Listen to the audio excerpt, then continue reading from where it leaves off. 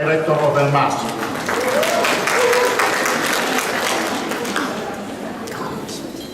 First, I'd like to acknowledge the traditional owners of this, the land on which we meet, the Darug people, and I pay my respects to their elders, both past and present. Picking up on a theme presented by the Honourable Catherine Branson this morning, in relation to the Human Rights Commission's imperative around tackling bullying among children and in schools, there's a particular focus and need right now to empower people and encourage bystanders to step up and take responsibility for protecting other people. Last week there were two particularly shocking incidents of bullying in Victorian schools. In the first, a Year 12 boy was blindfolded and beaten very badly about the face. This resulted in him having to have his eye socket reconstructed. And shortly after the incident, his father said to the media that the family was so upset they were considering returning to their former home of India. The day before the boy was in theatre, another Year 9 boy in Victoria was beaten senseless by his friends and placed in an induced coma. While the incident was occurring, fellow students were videoing the incident on their mobile phones, and it ended up on YouTube. To me, there's something fundamentally missing here, and it's about human responsibility. There's something missing in our education system, and something clearly isn't filtering down to children. It's our responsibility to tackle this issue. That brings me to en masse. Our mission is to contribute to the building of a culture in Australia, one of human rights and responsibilities.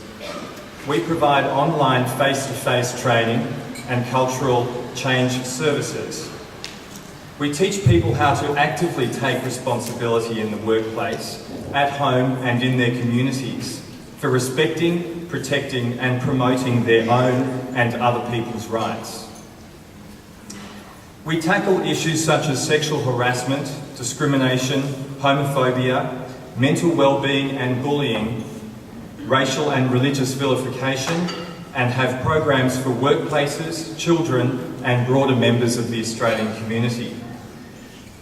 Critically, among our pathways to teaching, we use empathy-building techniques, which are contextualised using real-life skill-building scenarios and adapted to language which suits target audiences.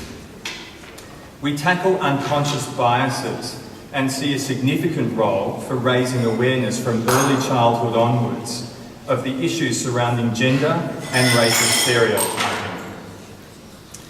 When we started en masse earlier this year, a beloved friend and human rights lawyer, Mr. Peter Redlich, said to me that if you want to embark on serious cultural change in Australia and build a real human rights culture, you know it's going to take you about 50 years. And I said to him, well, I should be 88 by then.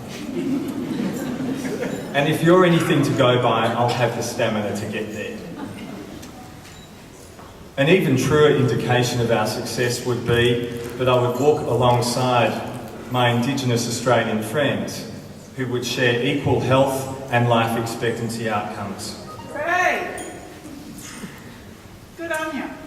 It would be remiss of me not to end my brief talk with a point of reinforcement and a call to action. We're all embracing opportunities at this conference to continue our roles as or become human rights education champions.